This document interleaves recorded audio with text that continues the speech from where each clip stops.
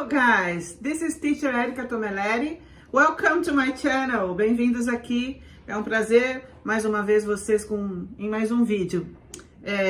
Tá bom, eu não vou vir com aquela conversa de novo, mas se vocês quiserem subscribe no canal, fica à vontade, fica à vontade. Espero que vocês gostem, deixem um like lá também, tá? Hoje a gente vai falar sobre voz ativa e passiva em inglês, né?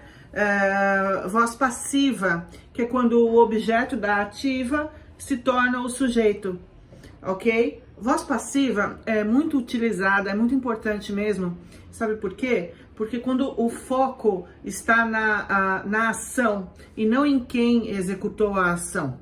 Por exemplo, se eu digo assim, um erro foi cometido.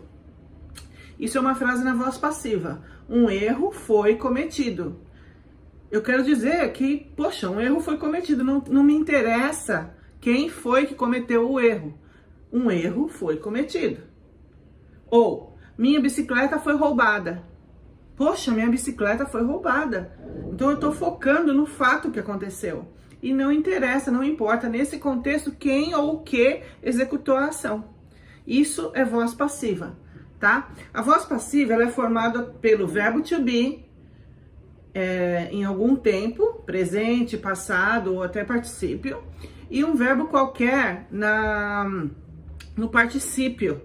É lido, é feito, foi vendido, foi comprado, será vendido, será limpo. Então, vai ter o verbo to be de qualquer forma nas frases na voz passiva, tá? Eu vou dar exemplos para vocês de alguns tempos só, não todos, dos tempos mais usados na voz passiva. Então, por exemplo, se eu digo assim, I will, futuro, I will print the documents.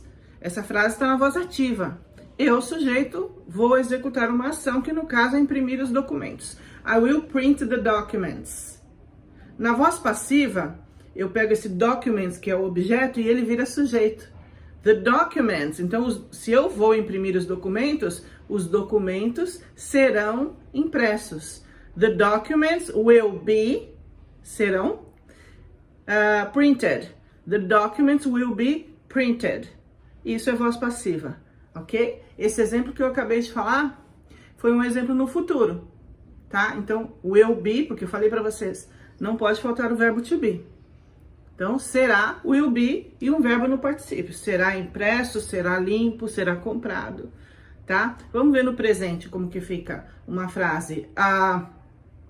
She opens the windows. É uma frase na voz ativa, ela executando a ação no presente. Ela abre as janelas. She opens the windows. Na voz passiva, o objeto the windows passa a ser o sujeito.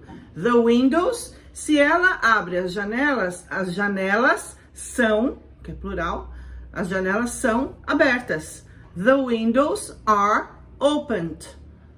The windows are opened. Se eu quiser dizer por quem, by her. A preposição na passiva é sempre by. Mas nem sempre é necessário usar quem foi, porque como eu disse, o foco é na ação. The windows are opened.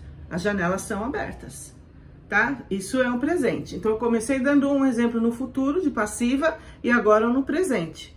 Vamos ver no passado como é que fica? Bom, passado do to be, vocês já imediatamente já tem que lembrar de was e were, né? Foi, era, enfim. Vamos lá. I will não. Vamos fazer no passado. I served dinner. I served dinner. Eu servi o jantar. Na passiva, dinner passa a ser o sujeito. Dinner was served. Dinner was served. O jantar foi servido. Se eu quiser colocar por quem, by me. Sempre by a preposição na passiva, ok? So, I served dinner, dinner was served. Então, enfim, é isso. Dei exemplos no futuro, no presente e no passado, tá? Então, sempre vai ter o verbo to be, seja is ou are, presente, was ou were, passado, ou até be, no caso do futuro, will be, ou condicional, would be, mas tem que ter o verbo to be. E mais o verbo qualquer principal no particípio, ok? É é isso. Se vocês tiverem mais dúvida a respeito, deixem aí nos comentários, a gente fala mais exemplos, grava outro vídeo e tal. Mas, basicamente, a voz passiva funciona dessa forma. O sujeito, o objeto da ativa, vira o sujeito da passiva e sofre a ação.